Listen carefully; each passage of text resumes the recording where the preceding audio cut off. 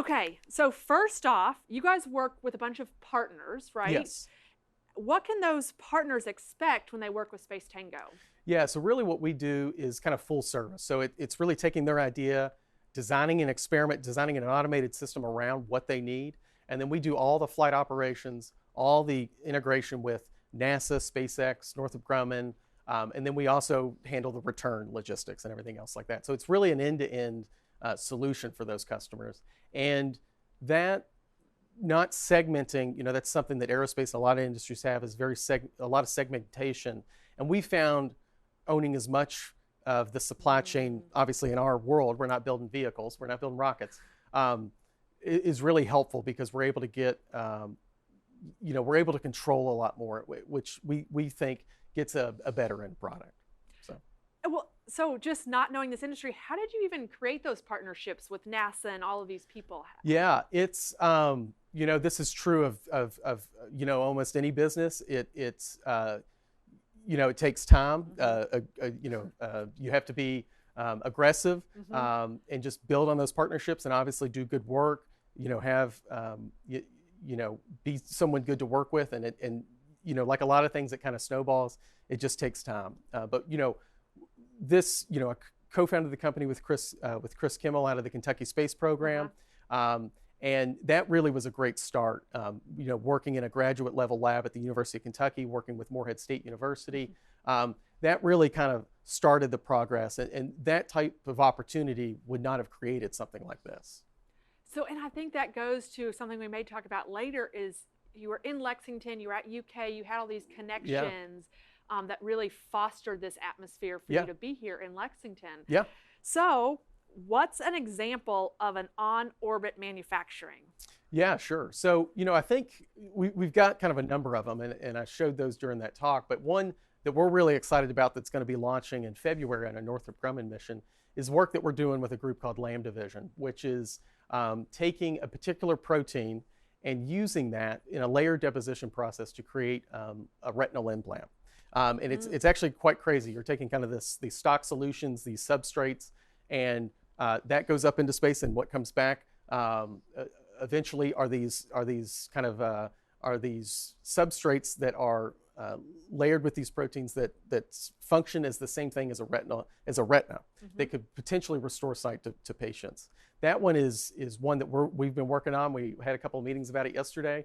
That'll be flying in February. Now there's going to be many flights to this to perfect it, but that one is obviously one that is the simplest to explain, but also has just a direct impact for people. Well, that's what not being in this world, that makes sense to me. Like, people who are having sight issues. Yeah, correct. How awesome is that? That something about gravity, microgravity, is making that type of research possible. Yeah, that's correct. So I saw one in the chat that I really want to talk to, and something that we believe too is that everyone is creative.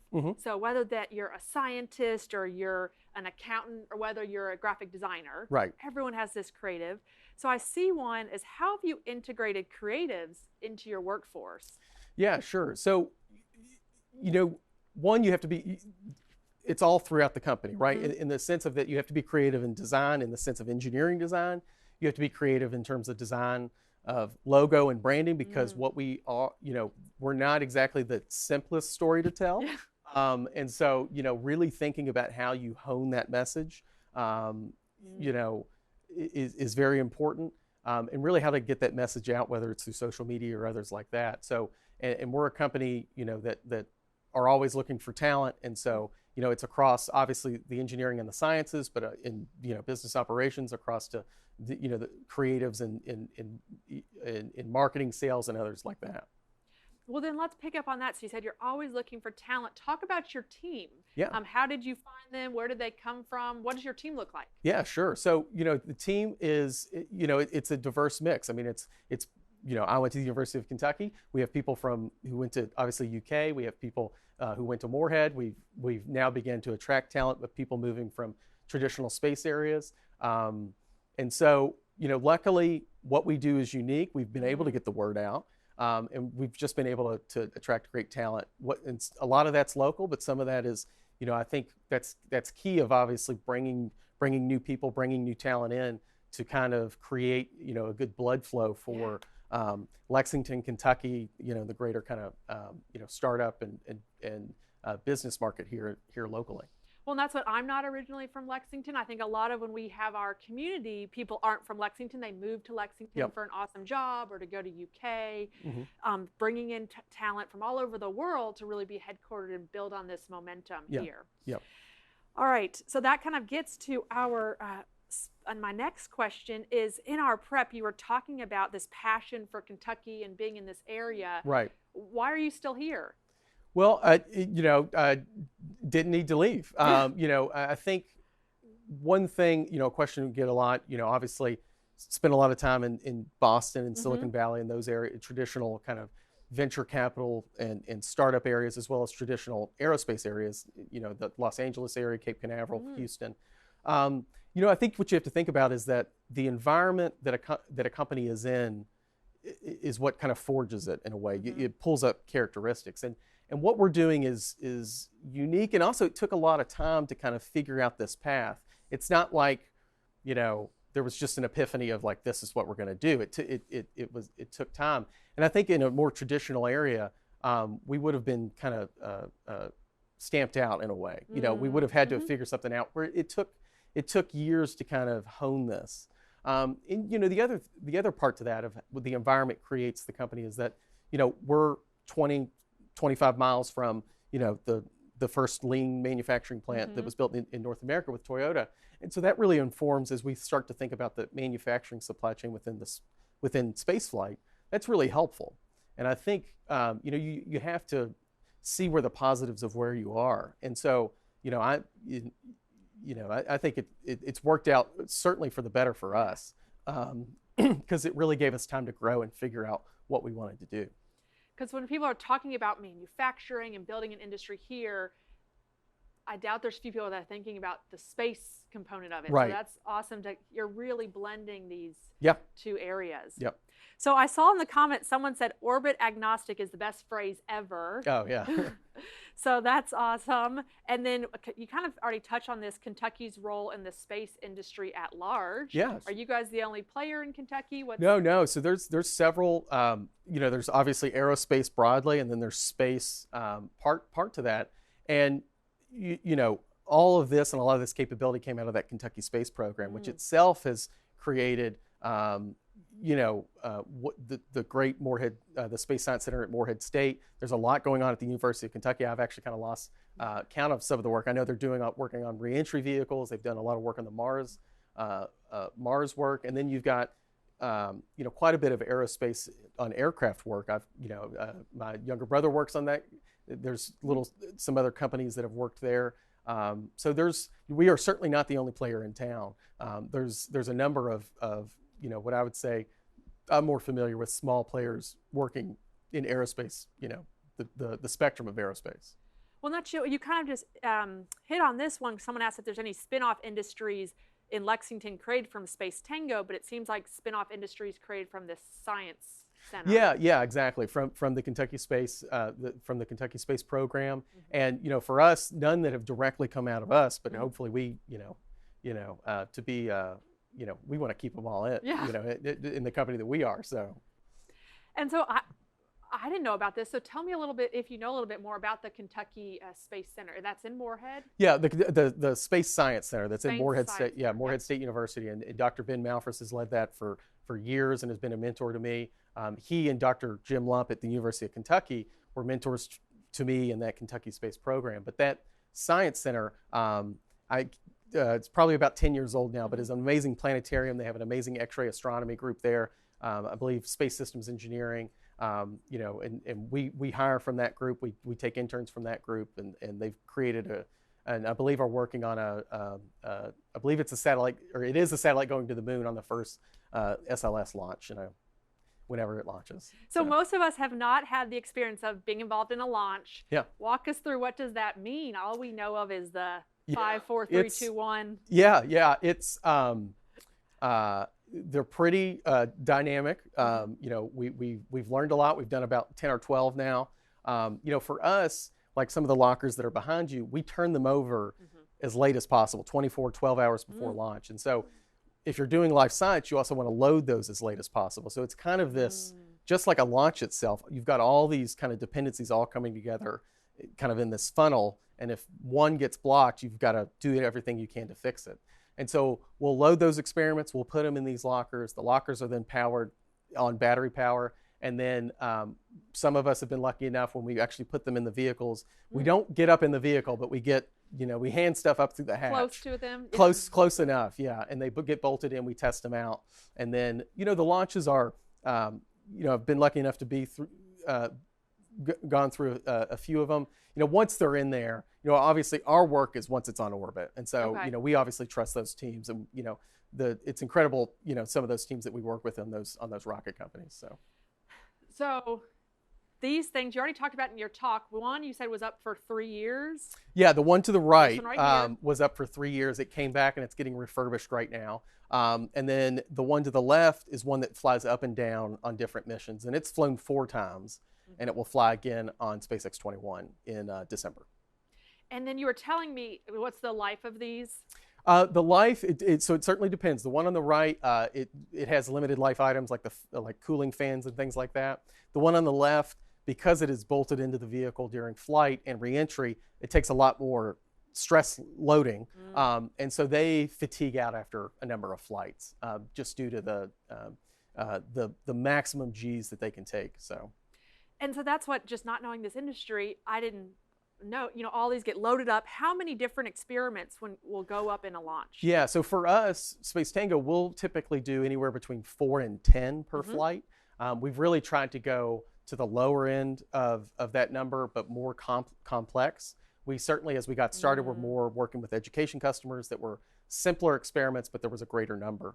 And in terms of all the experiments, it's probably in the 40 to 80 range. And then, of course, that's coupled with, food, suits, clothes, astronaut provisions. But that would be my estimate. It's probably 40 to 80. So then you talked about the astronauts then are talking back to you in the Missions Operations Center to then do whatever needs to be done with these? Yeah, so there's one part to that. So there's the astronauts talk down to what's called a PACOM. And this is the part you said that. Yeah, so then we talk complex. to the PACOM because there's obviously very specific wording. You don't want to be rushed or anything else like that. So we kind of talk to them, and then they kind of have their language. And that's usually the best way to do it, because you don't want to lead them in the wrong direction, the astronauts. So yeah, there's a lot going up there.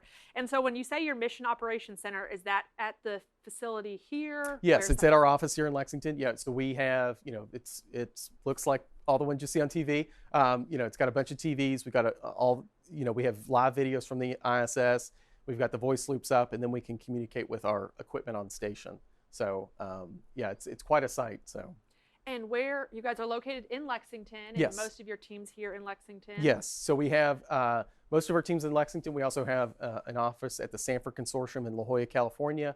We have an office or building out at Cape Canaveral, and then also have someone in Washington, D.C. So we're distributed, but most of the team is here in Lexington. Awesome. And then someone asked, which it sounds like you have distributed, how many employees are at Space Tango? Yeah, so I think with contractors and interns, we're probably at 20, I'm going to off the top of my head, probably 22 to 25, probably the lower end of that. Yeah. We have a great set of interns right now, and then we work with a great group of contractors as well to kind of meet the needs of our manifest. And then where do you find those interns? Are those mostly from these universities? Well, we post it online. We've got a lot from UK, everywhere. Yeah, but we've got an incredible group. Well, awesome, and that's what your team was telling you about. You have to see it there at your guys' headquarters. Yeah. Apparently, it's so awesome when you get there and see that. So anything else? We only have about 5 more minutes left that you want to tell this group of people. Any last kind of bow you want to put on this talk? Yeah, I think what I would do is one, I think as people see news about the space industry, that this area has some work with it, whether it's ours on the space station, whether it's others, like I talked about the satellite going to the moon, that there is some involvement locally about that. And then I think, to the others is to think about, as groups are starting companies or developing companies, to think about how the environment you're in, brings positives. That, it just doesn't bring negatives. There are certainly ones about maybe the lack of venture capital or capital here, but really focus on those positives. And not only kind of the environment you're in, but also the time you're in. One thing for us is we develop remote systems to work on the space station. Well, in a COVID world, those remote systems now, instead of only working on the space station, now we have to send them to customers all around the world. And that's actually, been some work for us, but is actually something that I think in the end will be better for us and a competitive advantage. Awesome. And so I'm giving Big Chill about a 5-minute warning. You're going to get ready to play us out, just that I know you've got a lot of stuff to work on. So, and talk about one thing you just said right there is, even if they're not in the space industry, if they're entrepreneurs or small business owners, tell us a little bit about your journey starting this. Was there ever a moment where you were like, this isn't going to work, or man, I kept doing it? Tell us a little about you. So I'm from Bardstown. So I have 3 brothers. We all went to UK engineering school, but we all do different things in engineering. Yeah. But really, my trajectory really changed. Was in a mechanical design class, and Dr. Jim Lump, who's still a professor at UK, gave a talk about this kind of space group, which I thought was just like a club, but it ended up being a graduate fellowship. Yeah. Worked on satellites, worked on space station, and it was really, again, it wasn't this like epiphany. It was just this over time kind of learning a little bit more and almost being naive of thinking, well, why can't you do this and keep pursuing it? But obviously you have, there's times when things maybe aren't going right, in the business. But luckily, this is something that I work with a group of people who are really passionate about this area, and in a way, creating a business like this and working in that space industry, in a way, you're creating your own reality, and that is just that's hard to, once you get used to that, that's hard to get, step away from that. Even when there are tough times, you just have to work through those. So when you guys started, was it just you and your co-founder, or did you initially have a staff and have grown? Well, it was, it changed a few. We certainly still worked with the universities a little bit then. But yeah, it was a team of like 1 or 2 at first. I can still remember our first office in the commercialization building at UK, right next to Alumni Hall, I believe. And it was a Dell computer, a desk, and me at first. But it's really built to that since then, and it really is. I mean, been very lucky to work with a great group of people. Advisors, mentors, investors, and employees to help kind of build this out. So what's the biggest misconception of the industry that you want to change right now? And probably from people like me who don't understand the industry. Yeah. I don't know anything else about aliens. That's one. I get that question all the time. Don't ask me about aliens. Yeah, don't ask me about aliens.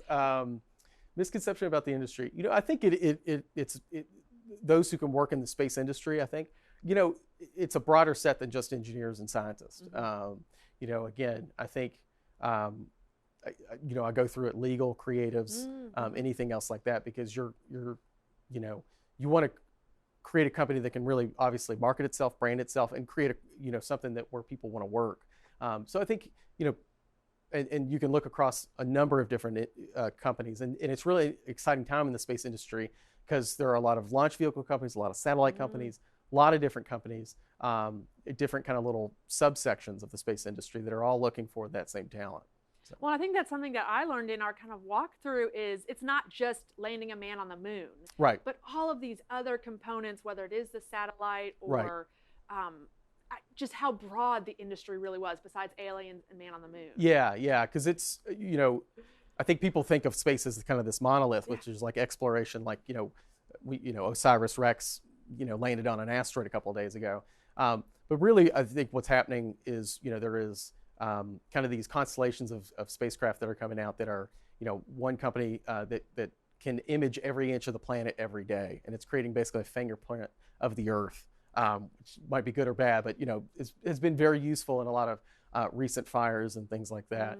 And then really, what another thing that's really happening is basically kind of a network, basically the broadband internet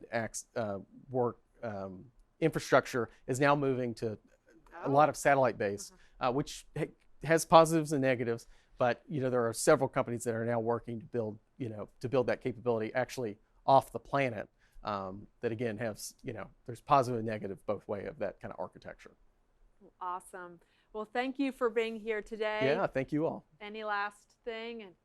Thank you all for having me, and hopefully can maybe do this again and maybe show off the office and a little bit more of the process. But I really appreciate the Creative Morning teams of hosting me and tell the Space Tango story. Yeah, and so that's what he kind of alluded to this. We met in February before we knew that the world was going to change.